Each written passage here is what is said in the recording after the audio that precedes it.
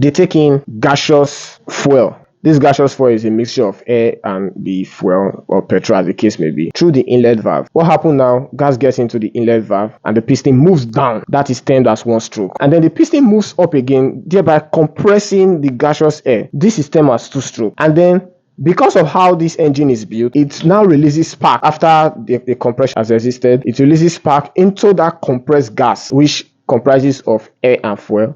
And then that is called the power stroke, because that is where combustion exactly takes place. And then the piston goes back down on the third stroke and comes back up to release the gases on the fourth stroke. Small portable Chinese generator is powered by a two-stroke engine. This parkside inverter generator is powered by a four-stroke engine. This portable generator is equally powered by a four-stroke engine. This Mercedes-Benz SUV on your screen is powered by a four-stroke engine. And of course, this bike on your screen is equally powered by a four-stroke engine. You see this giant Sumac Fireman generator? It's powered by a four-stroke engine. As you would know already from this introduction, you would easily recognize there are two types of engines, the four-stroke engine and the two-stroke engine. On today's video, we are doing a deep dive into the world of four-stroke engine and two-stroke engine. This is one topic in machines that is usually not talked about, not because it is not necessary, but because a lot of persons do not have sufficient knowledge on this particular topic.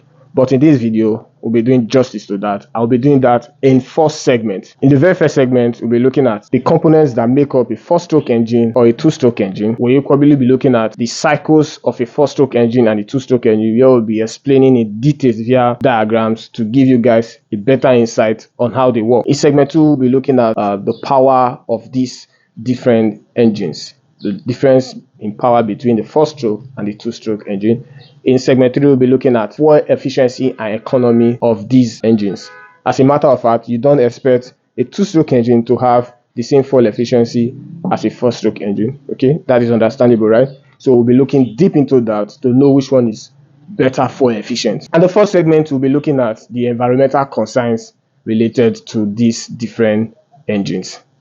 So guys, without wasting much of your time, let's go straight into the video. But let me say something, please. Because this channel is all about generators, so I'll be using generators to basically explain in details how this four-stroke or two-stroke engine works. And sometimes you may just notice, instead of using engine, I may just ship in generators. Please bear with me. I know that will happen because I usually talk about generators a lot and not just engines individually. So guys, let's go straight into this video. Remember, this is a two-stroke engine and this is a four-stroke engine. One of the components to really identify a four-stroke engine from a two-stroke engine is the fact that four-stroke engine has its own oil compartment. So this is what you have with a four-stroke engine. No matter the size, if you notice, your generator has a different compartment for engine oil. I tell you guys, it's already a four-stroke engine. So this has a different compartment for oil, similar to this inverter engine. It also has a different compartment, and similar to this, that also has a different compartment. Okay guys, but this two-stroke engine does not have a different compartment for engine oil. As a matter of fact, the fuel or the petrol and oil is mixed together. Okay, do you get that? So basically, that is one key things to identify a four-stroke from a two-stroke. Another component of note to identify a two-stroke or a four-stroke engine, though it cannot be visibly seen except you open the engine, and that is the valve. The four-stroke engine has both the inlet valve and the outlet valve. That is the same for all four-stroke engine, but it's not same for a two-stroke engine. As a matter of fact, a two-stroke engine does not have a valve. Another thing of note is the camshaft. A four-stroke engine have a camshaft, but this one has a crankshaft but does not have a camshaft. Basically, the function of a camshaft is to move the valve. That is a discussion for another day. But because there is absence of valve in this, there is no need for a camshaft. For four-stroke engine, they are also called four-cycle engines. And for two-stroke engine, they are also called two-cycle engines. For engines like this, what happens is this. They take in gaseous fuel. This gaseous fuel is a mixture of air and the fuel or petrol, as the case may be, through the inlet valve. What happens now? Gas gets into the inlet valve and the piston moves down. That is termed as one stroke. And then the piston moves up again, thereby compressing the gaseous air. This is termed as two stroke. And then because of how this engine is built, it now releases spark. After the compression has existed, it releases spark into that compressed gas, which comprises of air and fuel. and then that is called the power stroke because that is where combustion exactly takes place. And then the piston goes back down on the third stroke and comes back up to release the gases on the fourth stroke. Everything I said may be difficult for you to understand, but this next video explains in animations how a four-stroke engine works. Here are the basic components of every four-stroke gas engine: a piston, a connecting rod, a crankshaft. As the piston travels up and down in the cylinder, this lateral motion is turned into a rotating motion at the crankshaft.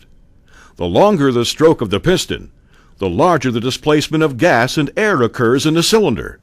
To propel that piston, we need to ignite a tiny bit of gas and a whole lot of air. This creates expansion inside the cylinder. The fuel delivery system consists of an air intake manifold, valves, intake and exhaust, a fuel injector, and a spark plug. A four-stroke engine is called a four-stroke because 4 up and down motions are needed to complete the cycle. In the first stroke, the piston travels downward as the intake valve opens and a mixture of air from the atmosphere and a metered amount of gas from the electronic fuel injector enter the cylinder. This is called the intake stroke. On the second stroke, the piston travels upward, compressing the air and fuel to make a highly combustible mixture. This is called the compression stroke. At this point, the spark plug fires, sending the piston downward from the expansion of the air and gas mixture. This is the combustion stroke. The fourth stroke is the exhaust stroke. As the piston travels upward, the exhaust valve opens to release the burned air-fuel mixture. When the piston reaches the top of this stroke, the intake valve opens and the cycle begins all over again. Now to this two-stroke engine. Like the name implies, it just has two strokes, the compression stroke and the power stroke. Everything happens here. However, the reason it just has two strokes is simple. The build of this is very different from that of a four-stroke engine, and you will see that in the jiffy. Let's use a generator to basically explain it better. So I had to bring this generator to explain better. I'll take off the top cylinder. This is called the top cylinder, and this is called the spark plug for those who may not know. For the four-stroke engines, this is what happens. The cylinder wall is smooth and closed from the beginning to the end. But for the two-stroke engine, it is a different ball game entirely. This is what we have. We have the 3 inlets, which is 1, 2, 3. You remember the mixed fuel of petrol and oil together with air that comes into the engine. This is where it eventually settles. It passes through this port and gets to the top of this piston. And then we have another port which is called the exhaust port. This is where exhaust gases find their way of getting to this exhaust and then going out. So this is what happens in the compression stroke. For the compression stroke, if I pulling my starter a little, you would discover that the piston is going upwards, right? I'll go again. The piston goes upwards. And what happens now is the inlet port and the exhaust port is covered. That is a good thing because this point now compresses the gas. It pressurizes the gas, and that is for the compression stroke. This is where the power stroke takes place now. Spark comes in from the plug and then it goes into this combustion chamber, and recall that these gases are already compressed and pressurized. What happens is there is a power stroke. There is a combustion that exists, and that is called the power stroke, which further moves this piston back. And then this time around, when it moves this piston back, two things happen. First of all, the exhaust gas leaves the cylinder and gets away through the exhaust. And another thing that happens is fuel comes into this cylinder walling, and then the process continues. This next video from Mechanics Mix should explain better.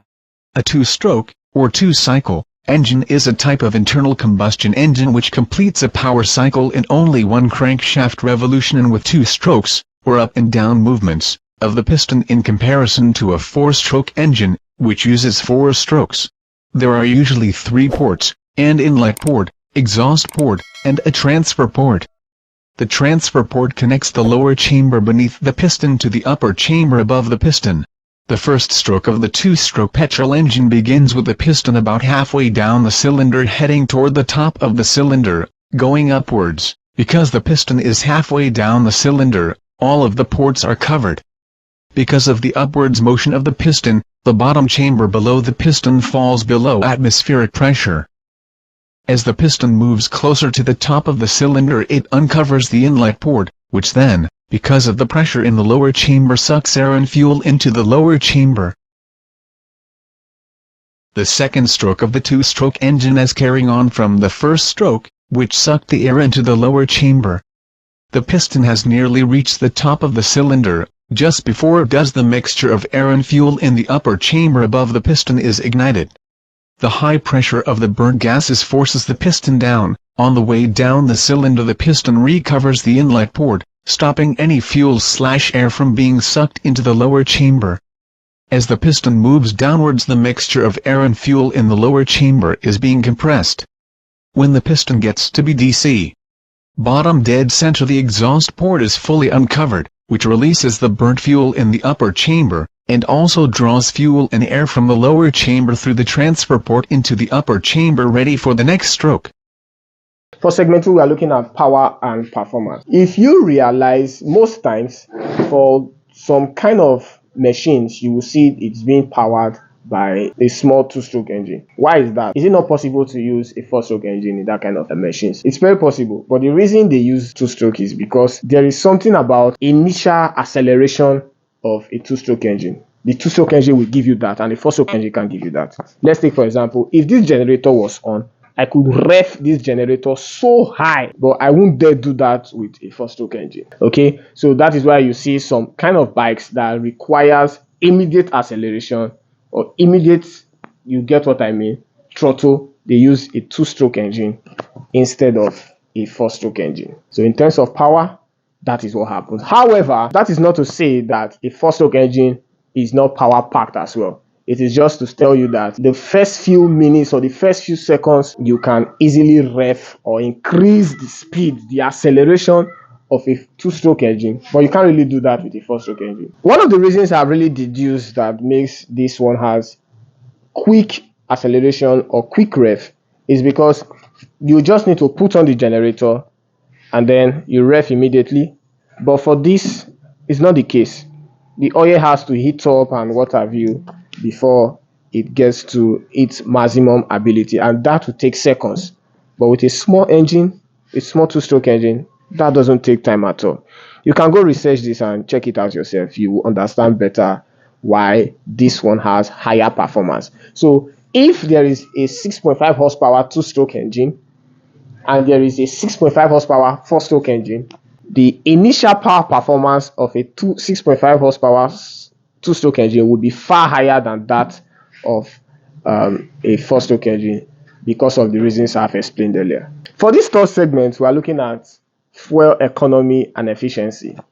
You can call it fuel economy and then you call fuel efficiency. They are two different statements entirely. Why some people may argue that this one economizes more fuel, other persons will tell you a four-stroke engine is more efficient. Both of them are correct actually. If you have a generator like this, a two-stroke generator like this, and then you have 1 liter on it, and you have another four-stroke generator, use the same 1 liter. As a matter of fact, this generator will still be on. The two-stroke generator will still be on while the four-stroke generator has gone off. This is it. Because the engine is smaller and compact, it uses less fuel. Is that understood? It uses less petrol because it is compact and smaller. But that's not the case for this. This has more power. It is usually bigger and it uses more petrol to achieve the same aim as this. But that is not to say the small engine is efficient. As a matter of fact, the four-stroke engine is more efficient because this is it. It uses the entire fuel it has. If you give it a 1 liter petrol, it uses the entire 1 liter petrol.